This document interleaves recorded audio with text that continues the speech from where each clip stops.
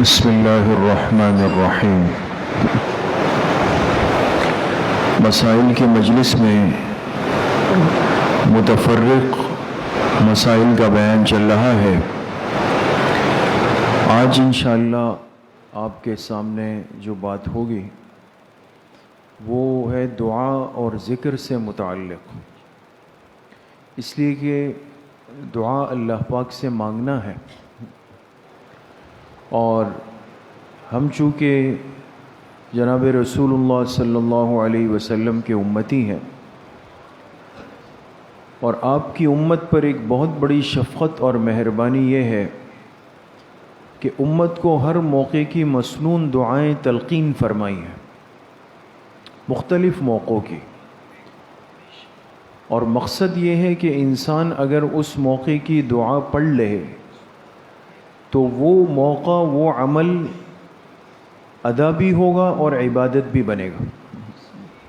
یعنی آپ اس سے اندازہ لگائیں کہ ایک بیت الخلا جہاں انسان قضاء حاجت کے لیے جائے گا، اپنی ضرورت پوری کرے گا، اگر یہ بیت الخلا کا سنت طریقہ سیکھ لے داخل ہونے کا، نکلنے کا، اور بیت الخلا داخل ہونے کی مسنون دعا یاد کر لے، نکلنے کی مسنون دعا یاد کر لے، تو اس آدمی کو بیت الخلا میں قضاء حاجت پورا کرنے کے علاوہ سنت کا ثواب بھی ملے گا۔ یعنی اگر بیت الخلا پر اگر یہ مسنون دعاؤں کا اہتمام کر لے گا، جسم کی ضرورت بھی پوری ہو گئی اور دعا بھی ہو گئی، سنت کا اجر بھی آ گیا، تو کتنی بڑی نعمت ہے۔ ہم تو چونکہ ان چیزوں کو آج اہمیت دیتے نہیں، بالکل غفلت والی زندگی گزر رہی، 100% غافل، کھا رہے تو اس مقصد سے کہ یہ پیٹ بھرنا ہے، اپنی لذت اور خواہش کو پورا کرنا ہے، لہذا کھانا شروع ہوا، ختم ہوا، کیسے شروع ہوا، کیسے ختم ہوا، کچھ نہیں پتہ، کچھ اندازہ نہیں۔ گھر میں داخل ہو رہے ہیں، کون سا پیر پہلے رکھنا ہے، کون سا پیر نکالتے ہوئے پہلے رکھنا ہے، کوئی اندازہ نہیں۔ نہ اس چیز کی وجہ سے کوئی آج تک فکر ہوتی ہے کہ بھئی یہ میں غلط کر رہا ہوں۔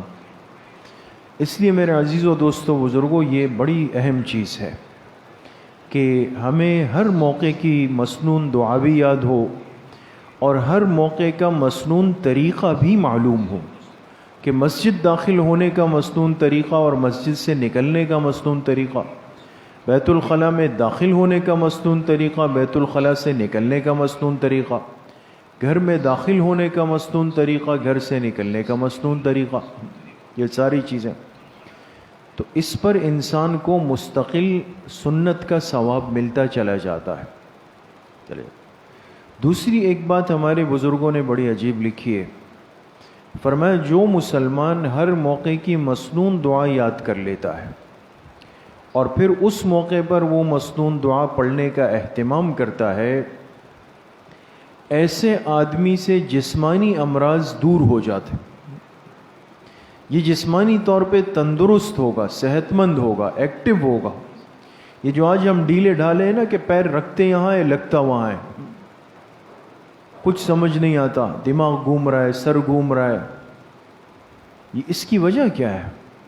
اس کی وجہ یہ کہ ایک بے ترتیب سی زندگی ہے جو بس ہم گزار رہے ہیں، تو ہمیں اس چیز کی فکر اپنے اندر پیدا کرنی، ہر موقع کی دعا سیکھنے کا، یاد کرنے کا اہتمام۔ تو آج کی مجلس میں اس حوالے سے مختصر سی بات ہے، آپ حضرات سے درخواست ہے کہ تھوڑی سی توجہ کے ساتھ اس کو سن لیں، اللہ پاک ہم سب کے لیے عمل کرنا اور ان سنتوں کو سیکھنا آسان فرما دے۔ پہلی بات فرماتے ہیں کہ دعا ایک مسلمان کی زندگی کا اہم جز ہے، دعا یعنی اللہ پاک سے مانگنا، لیکن دعا کے اندر 4 باتوں کا خیال رکھنا ہے۔ سب سے پہلی بات یہ ہے کہ جب اللہ پاک سے دعا مانگی جائے تو خوب شوق اور رغبت سے مانگی جائے، یہ دعا کے آداب ہے دوستو، خوب شوق اور رغبت کے ساتھ مانگی جائے۔ اب انسان دعا مانگ رہا ہے، ہاتھ کیسے ہیں، دیکھنا کہاں پر ہے، کبھی دائیں دیکھ رہا ہے، کبھی بائیں دیکھ رہا ہے، کبھی سر کے بال کو جا رہا ہے، کبھی داڑھی کے بال کو جا رہا ہے، کبھی جیب میں ہاتھ ڈال رہا ہے، کبھی موبائل. یہ دعا تو نہیں ہے دوستو، یہ تو رسمی خانہ پوری ہو رہی ہے. اللہ پاک جو احکم الحاکمین ہے، انسان جب دنیا میں کسی سے اپنی ضرورت پوری کرنے کے لیے جاتا ہے کتنی خوش آمدیں کرتا ہے، کتنا اپنے شوق اور رغبت کا اظہار کرتا ہے، میرا یہ کام بن جائے. یہاں پہ اللہ کے سامنے کھڑے ہیں اور اتنی بے رغبتی بے دلی کے ساتھ دعائیں مانگنا، وہ اس کی حیثیت کم ہو جاتی. تو پہلی چیز انسان خوب شوق اور رغبت سے دعا مانگے. نمبر 2، دعا مانگتے ہوئے اس چیز کا بہت خیال رکھا جائے کہ کسی گناہ کی چیز کو نہ مانگا جائے. جو کام گناہ ہے، گناہ کی چیز کو نہ مانگا جائے. ایک چیز ناجائز ہے، حرام ہے، اللہ کی ناراضگی کا ذریعہ ہے، اور یہ آدمی کہے کہ اللہ مجھے یہ چیز دے دے اور مجھے یہ چیز مل جائے، حالانکہ وہ چیز گناہ ہے. سمجھ میں آ گئے؟ جیسے مثال کے طور پہ ایسی نوکری جو سود پر مشتمل ہے، جو حرام پر مشتمل ہے، اور یہ نعوذ باللہ اللہ سے کہے کہ اللہ مجھے یہ نوکری دے دے، یہ تو بہت بڑا گناہ ہے. اس میں احتیاط کی ضرورت ہے. اسی طریقے سے فرماتے ہیں تیسری بات، اگر دعا کی قبولیت میں اور کام کے پورا ہونے میں دیر ہو جائے تو انسان تنگ ہو کر دعا چھوڑے نہیں. یہ بھی ہماری کمزوری ہے. جب مانگتے ہیں تو صبح کا انتظار کرتے ہیں کہ بھئی کل تک کام ہو جانا چاہیے. آج تو میں رات جاگ کے گزاری ہے، مسجد میں بڑا وقت دیا ہے، شب برات تھی، تہجد بھی پڑھی ہے، سب کچھ کیا ہے، تو عجلت ہے، جلدی چاہیے. تو ایک بات ہمیشہ یاد رکھیں کہ دعا ہم مانگتے ہیں اللہ کی ذات سے، اور اللہ پاک ہر بندے کی ذات کی حکمت اور مصلحت سے واقف ہے. کس بندے کو کون سی چیز کب دینی ہے اس کو میں اور آپ نہیں سمجھ سکتے.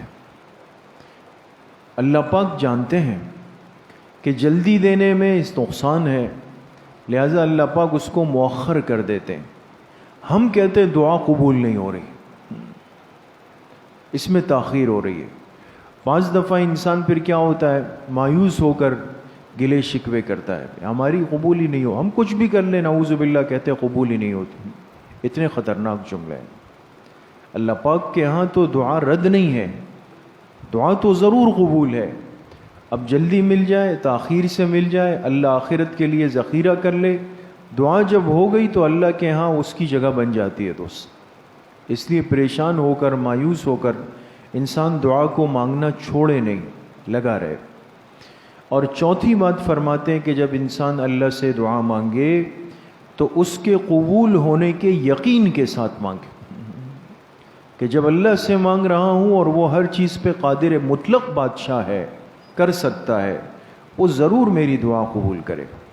اس لیے حدیث قدسی ہے کہ اللہ پاک فرماتے ہیں انا عند ظن عبدی بی، میں اپنے بندے کے ساتھ اپنے گمان کا سا معاملہ کرتا ہوں. میرا بندہ میرے بارے میں جو گمان رکھے گا میں وہی معاملہ کروں. تو اگر دعا مانگتے ہوئے ہی شک کی کیفیت ہے، کمزور کیفیت ہے، پتہ نہیں ہوگی نہیں ہوگی، کیا ہوگا کیا نہیں، یہ ڈھیلا پن جب دعا میں آ گیا تو اللہ پاک کے ہاں کیسے اس کی قبولیت ہو.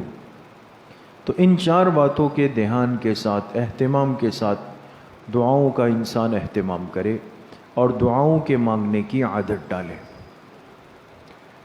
دوسری بات فرماتے ہیں کہ کبھی بھی غصے میں آ کر کوئی شخص یا کوئی مرد عورت اپنے مال، اپنی اولاد اور اپنی جان کو کوسے نہیں، بددعا نہ دے، شاید وہی قبولیت کی گھڑی ہو. اس میں بھی کمزوریاں ہوتی ہیں. انسان ہے، غصہ آ جاتا ہے، اس وقت تو شیطان انسان کو خراب کرتا ہے کہ اس کی زبان سے کوئی ایسا جملہ نکلوا دے، کہلوا دے، اور پھر وہ نہ غصے میں آ کے کہتا ہے کہ یہ ہو جائے، وہ ہلاک ہو جائے، یہ ہلاک ہو جائے. کبھی اپنی اولاد کو بھی دے دیتا ہے، کبھی بیوی شوہر کو دے دیتی ہے، کبھی شوہر بیوی کو دے دیتے. بعد میں جب دماغ ٹھنڈا ہوتا ہے تو پھر کہتا ہے کہ نہیں نہیں میرا یہ مطلب نہیں تھا. کہاں پھر کہتا ہے یہ مطلب نہیں تھا میرا. اب پریشان ہے، اس لیے اس چیز کو منع کیا گیا۔ اللہ کے یہاں قبولیت کی گھڑی کون سی ہے یہ ہمیں نہیں پتہ دوست، اس لیے اس چیز میں بہت زیادہ احتیاط کرنی چاہیے۔ اس لیے فرمایا جب انسان کو غصہ آئے تو فوراً اعوذ باللہ من الشیطان الرجیم، اعوذ باللہ من الشیطان الرجیم، اعوذ باللہ من، اس لیے کہ یہ تو ایک شیطانی حملہ ہے نا، اور اب اس شیطان سے پناہ میں فوراً اللہ کی پناہ مانگے تاکہ غصہ رفع ہو جائے، وضو کر لے انسان، ورنہ غصے میں آ کر کوئی جملہ بول دے گا اور مصیبت گلے پڑ جائے گی۔ اس میں بھی احتیاط کرنی چاہیے۔ اسی طرح تیسری بات فرماتے ہیں کہ انسان جہاں بیٹھ کر مجلس میں اگر دنیا کی باتیں کر رہا ہے یا دنیا کے معاملات میں لگا ہوا ہے تو جب اس سے فارغ ہو جائے تو کچھ وقت اللہ پاک کا ذکر بھی ضرور کر لے اسی مجلس میں۔ نہیں، اگر ایسا نہیں کیا تو کہیں وہ باتیں سبب وبال جان نہ بن جائے، وبال جان نہ بن جائے۔ اس لیے بعض دفعہ انسان مجلس میں بیٹھ کے گپ شپ کرتا ہے، باتیں کرتا ہے، اور ظاہر سی بات ہے ہم کمزور ہیں، باتوں میں غیبتیں بھی ہو جاتی ہے، کسی کا تذکرہ بھی غلط ہو جاتا ہے۔ اس لیے حدیث پاک میں دعا سکھائی کہ جب مجلس سے فارغ ہونے لگے تو کون سی دعا پڑھنی چاہیے؟ سبحان اللہ و بحمدہ، سبحانک اللہم و بحمدک، اشہد ان لا الہ الا انت استغفرک و اتوب الیک۔ آپ علیہ السلام نے فرمایا کہ جس شخص نے مجلس سے فارغ ہو کر یہ دعا پڑھ لی تو اگر اس مجلس میں کوئی کمی کمزوری کوتاہی تھی، کوئی غلط بات تھی، اس دعا کی وجہ سے اللہ پاک ان باتوں کی تلافی فرما دے۔ اب دیکھیے مستون دعا یاد ہوگی تو عمل ہوگا نا، یہ ضروری ہے۔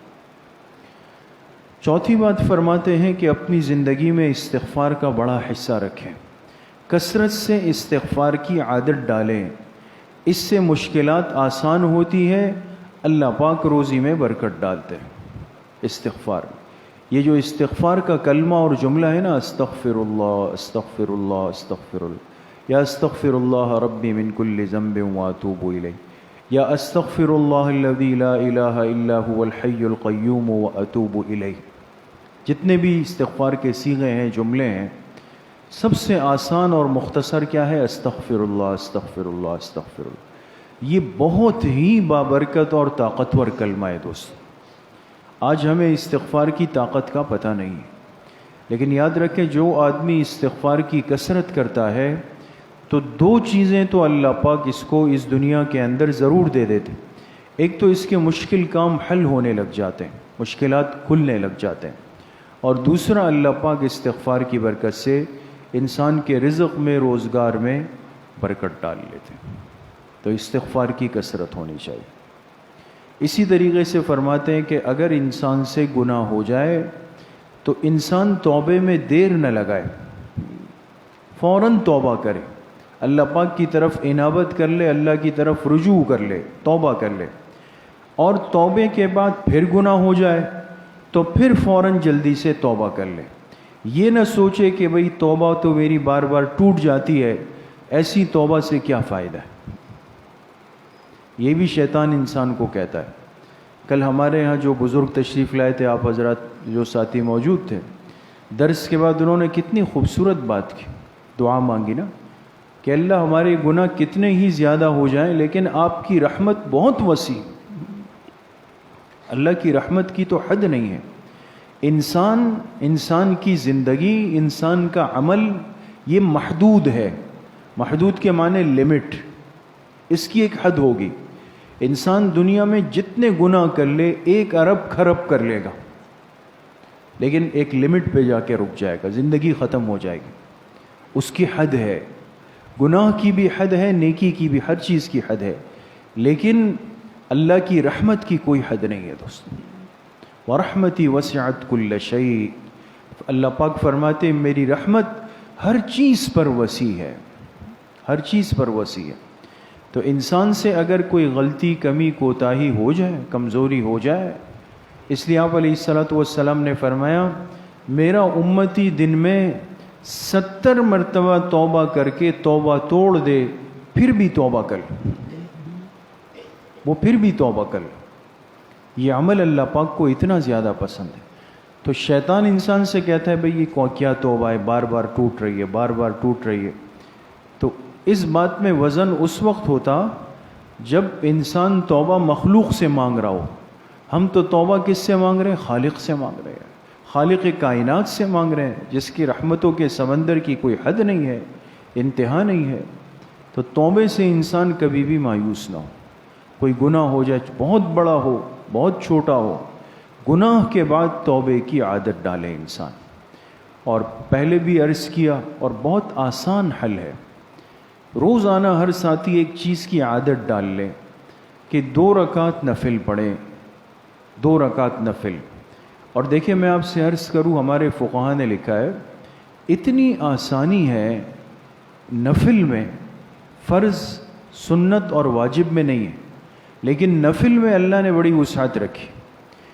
ایک نفل میں انسان کئی نیتیں بیک وقت کر سکتا ہے. آپ آئے مسجد میں، دیکھا بھئی نماز میں 5 منٹ ہیں، وضو ہے، 2 رکعت نفل پڑھے. اس 2 رکعت نفل میں آپ صلاۃ الحاجت کی بھی نیت کریں، صلاۃ التوبہ کی بھی نیت کریں، صلاۃ الشکر کی بھی نیت کریں. بلکہ علماء نے یہاں تک لکھا کہ اگر کسی نے استخارہ کرنا ہو، استخارہ جو ہوتا ہے نا مسنون استخارہ، تو اس میں بھی 2 رکعت نفل پڑھنے ہوتے ہیں. تو اسی میں اگر وہ استخارے کی بھی نیت کر لے تو وہ بھی صحیح.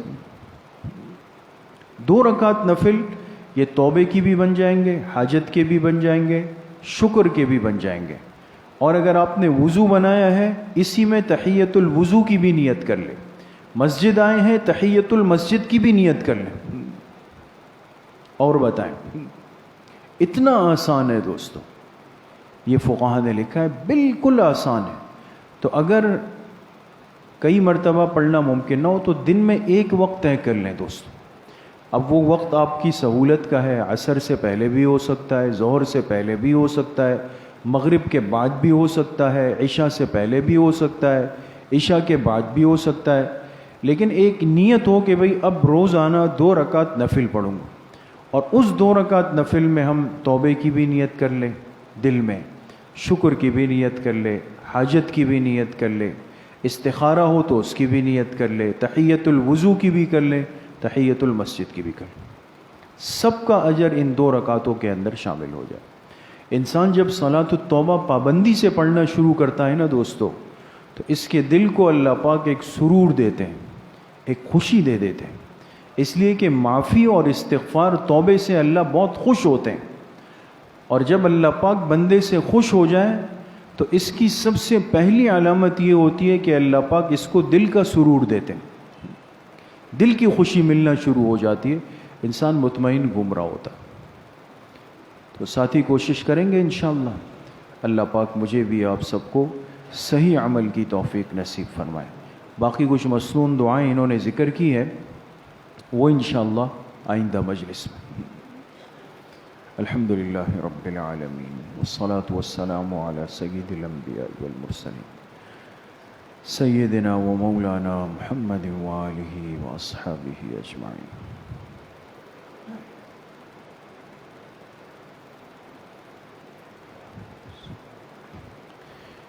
ہمارے ایک طالب علم کا آپریشن ہوا ہے، دعا فرمائے اللہ پاک ان کو شفائے کامل عاجل نصیب فرمائے. ہمارے ہم سبق ساتھی عالم، ان کے میسج آیا، ان کی اہلیہ کو بلڈ کینسر تشخیص ہوا ہے. دعا فرمائے اللہ پاک اس موذی مرض کو ان کی اہلیہ سے جڑ سے ختم فرمائے. تمام بیماریوں کی شفا کے خزانے اللہ کے پاس ہے، اللہ کے لیے کوئی مشکل نہیں. تمام ساتھی دعا فرمائے اللہ ان کی اہلیہ کو شفائے کامل عاجل نصیب فرمائے. اور اگر کوئی اور مسلمان اس مرض کے اندر مبتلا ہے، جس درجے میں ہے، جس لیول میں ہے، اللہ پاک سب کو ہر قسم کی چھوٹی بڑی تکلیف سے، امراض سے کامل درجے میں محفوظ فرمائے. صلی اللہ وسلم علی نبینا محمد وآلہ وصحبہ اجمعین برحمتک.